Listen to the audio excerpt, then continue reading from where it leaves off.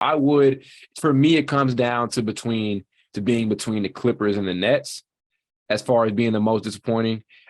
Between those two, I think it'll be Brooklyn because the defense thing is something we've always been worried about.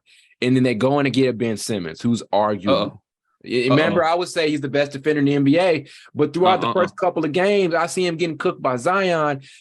Now, I will say, I was listening to Richard Jefferson talk, and he said it's because he hasn't played the game in a minute.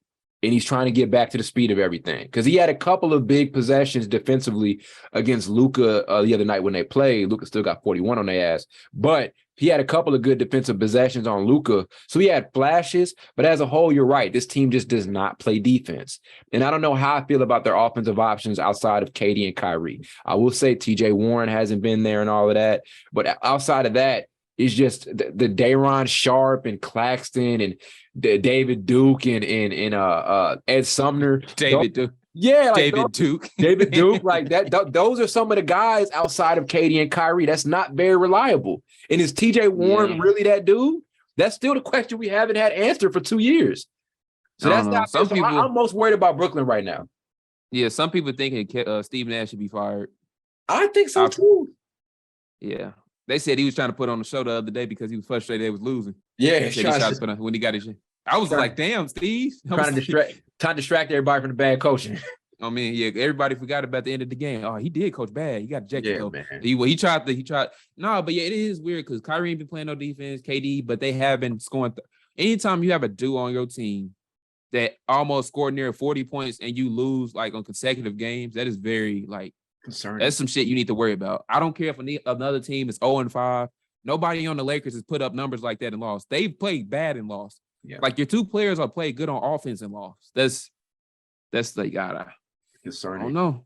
It's concerning. Yeah, I say that's the number one team. Like I said, I would say it's the Clippers because of the health thing, and that's just because it's never an on the court thing with the Clippers. It's health, and if that's a reoccurring issue, then like you always say, we're never going to see what we want to see out of the Kawhi and Paul George duo. But I'm going to say Brooklyn because I'm just concerned about the point that this team just doesn't play defense, and I am concerned about the options outside of KD and Kyrie because Simmons ain't doing shit on offense for you right now.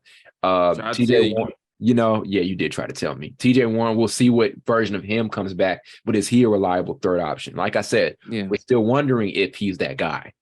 We're still wondering. Ben Simmons has almost demoted himself from an all-star. He has demoted himself from an all-star type of player. He's not even that. He looks like he literally looks like a 10-day contract player right now. Yes, he does.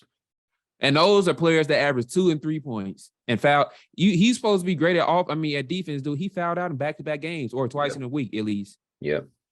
It's players that don't even foul out twice in one season. And that's facts if you're good at defense.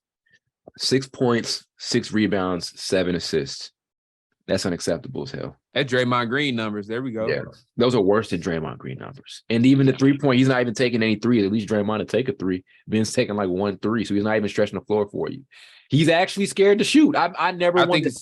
Yeah, he's actually. I'm watching him like this motherfucker is actually really scared to shoot. You know he's scared to shoot when he has a point blank open wide layup and he's worried about the defender and he just like airballs a layup. Yeah. Like you 6'10" and you airball the layup. That make me mad.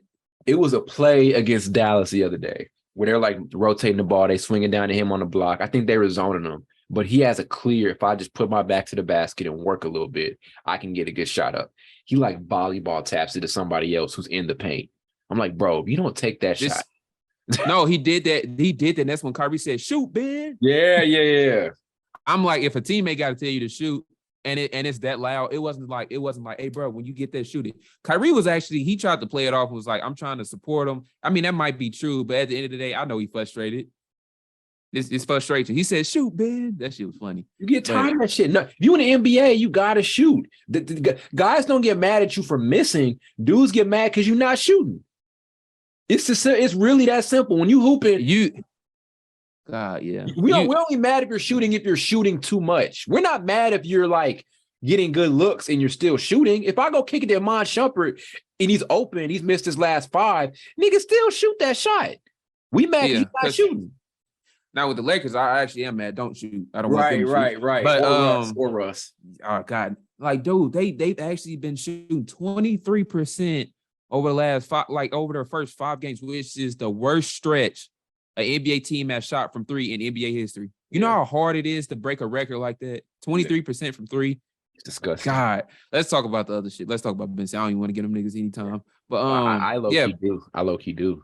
No, I know I am. I'm just saying that. But Ben Simmons, yeah, if he's clearly like, he needs to go to like a therapist to fix that if it's that serious. Sir, why don't you because like if you an NBA player and he makes what, like 30 million?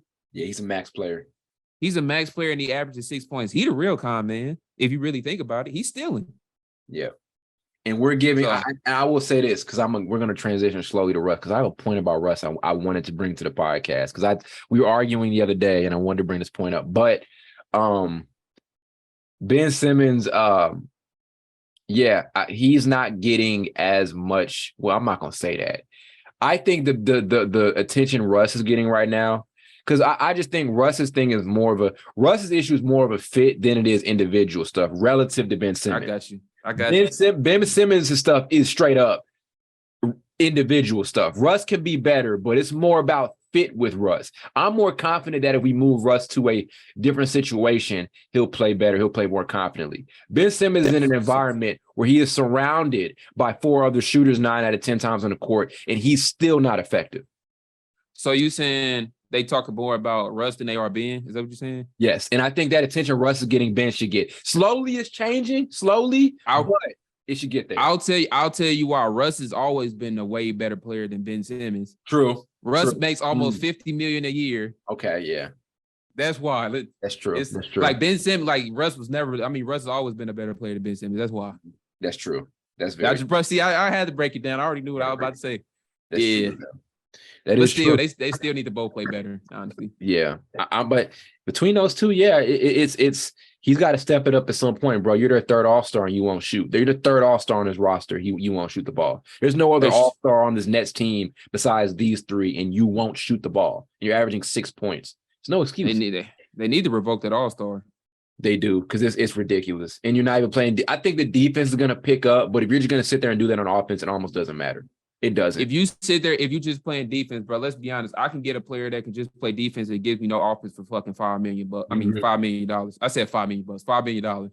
They've got to do it. Roster. Nick Claxton is that guy. He does nothing on offense, but he plays defense well. They got multiple guys like that who do nothing on offense, but just play defense. It's a lot of dudes in the league that can just play defense, and you can just get them for $10 million. You're paying him $30 million a year. He's just doing that. No, you're getting robbed. That's why he go home smiling, not worried about shooting. He got $30 billion. I don't blame him. Yeah, but shit, come on. Yeah, bro. You out there on the court. You see the video